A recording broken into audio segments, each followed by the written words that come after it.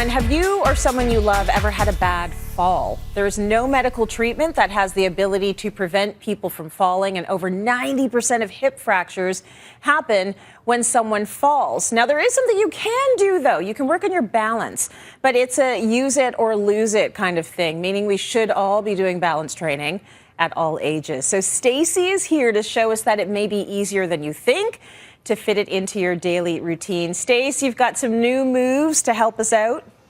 Before I show you the moves, it's incredible how much this has increased over the past year. We're seeing the incidence of mortality from fractures and falls in people over 75 has almost doubled, which is really kind of a crazy thing when you think about it. And I wouldn't really have understood it, but it happened to my father-in-law. He fell, he had a hip fracture, and then as a result of all the negative effects, he passed away. And it just is devastating. So if we can prevent it, as you said, there's no cure for it, but we want to prevent it. And that will help us avoid all those negative effects, such as, losing our ability to do our functions of daily life. Our cardiovascular ability decreases if we're not moving around. We become immobilized. It can lead to depression and even feelings of anxiety about getting out again and walking and, being on slippery surfaces. So we really want to do our best to kind of, as you said, use it or lose it. We want to prevent it first. So there's some simple ways to do that. Stace, I am so sorry to hear that. And it really can lead to a really tragic outcome, and not just for folks who are older. Now, I sustained a really bad fall last year, and it did stop me from movement, and that's the problem. So it stops you from getting all of that great stuff that comes with mobility. You're saying that there are negative effects for younger populations as well, right? Of course, because what you experience and what anyone experiences with a fracture is that you are essentially immobilized. And as we know, that affects all aspects of our life, including how well we sleep at night, including, kind of even just how we function during the day. That immobility is really what we have to prevent. So if we think about our balance, there's some really easy ways that we can kind of work hard to prevent that. And if we do it regularly, we will see improvements in any age group. It doesn't matter. These exercises work for everyone. So I'm going to show you how we start. We want to think about grounding our feet. That is a really important part of balance. And I'm doing this in bare feet, which is a great way to start, because then you can really feel what the ground feels like under your feet. You want to think about a triangle from your heels to your baby toes to your big toes, and then you want to actually push that into the ground.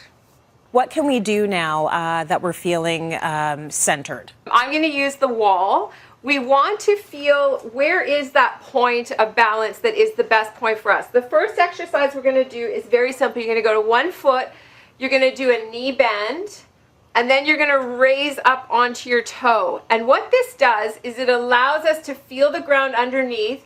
And then when we push up, we're strengthening our ankle, which is a big part of being balanced.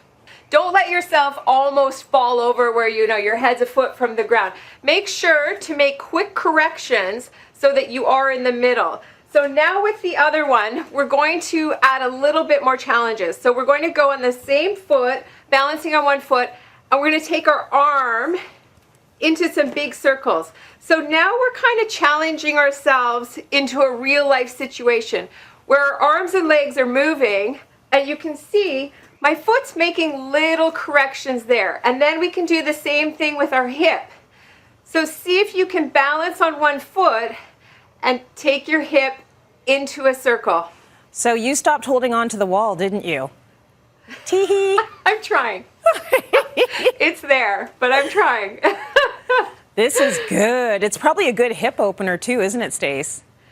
It's a great hip opener.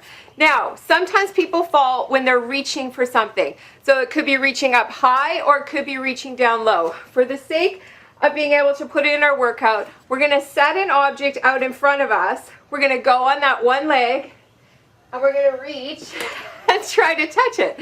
And you can see how there I'm challenging my balance. We can go with the same arm. We can go with an opposite arm. And this helps us train all those little muscles in our feet and in our ankles so that when our balance is challenged reaching for something, our brain's going to say, okay, yes, I know how to do that. I know how to make that correction. And that is the whole name of the game here. Thank you, Stace. Really great lesson. Now you can rewatch her guide to these moves on our website, cityline.tv. You know what? Bookmark it, save it, and repeat it all.